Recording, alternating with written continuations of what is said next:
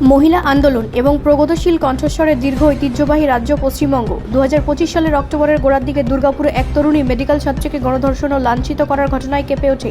এই ভয়াবহ ঘটনাটি কেবল ক্ষোভের জন্ম দেয়নি, বরং রাজ্য জুড়ে শিক্ষা ও পেশাগত ক্ষেত্রে নারী নিরাপত্তা নিয়ে জনসাধারণের উদ্বেগকেও পুনরুজ্জীবিত করে। তবে বিতর্ক আরও তীব্র হয়ে ওঠে যখন মুখ্যমন্ত্রী মমতা বন্দ্যোপাধ্যায় মামলাটি সম্পর্কে সাংবাদিকদের সাথে কথা বলার সময় মন্তব্য করেন যে মেয়েদের রাতে তাদের হোস্টেল বা কলেজ থেকে বের হওয়া উচিত নয়, অভিভাবকদের সতর্ক থাকা উচিত। এই বিবৃতি আপাত দৃষ্টিতে সতর্কতা অবলম্বনের উদ্দেশ্যে তৈরি। অনেকেই ভুক্তভোগীদের দোষারোপ হিসাবে ব্যাখ্যা করেছিলেন এবং কর্মী, নারী অধিকার গোষ্ঠী, বিরোধী নেতা এবং এমনকি তার নিজের দলের কেউ ব্যাপক সমালোচনা করেছিল। বিষয়টি দ্রুত রাজনৈতিক ও সামাজিক আলোচনার কেন্দ্রবিন্দুতে পরিণত হয়, যা ভারতে লিঙ্গ সংবেদনশীলতা, সরকারি জবাবদিহিতা এবং নারী নিরাপত্তার প্রতি সাংস্কৃতিক মনোভাব সম্পর্কে গভীর আলোচনার জন্ম দেয়।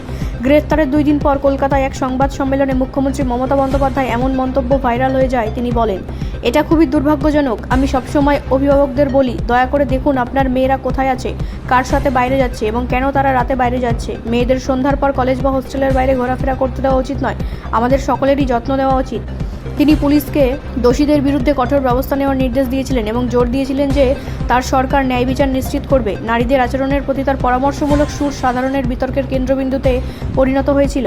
অনেকের কাছে মনে হয়েছিল যে অপরাধীদের বা প্রাতিষ্ঠানিক নিরাপত্তা ত্রুটির বিষয়ে প্রশ্ন তোলার পরিবর্তে মুখ্যমন্ত্রী মহিলাদের নিরাপত্তার দায়িত্ব নিজেরাই চাপিয়ে দিচ্ছেন।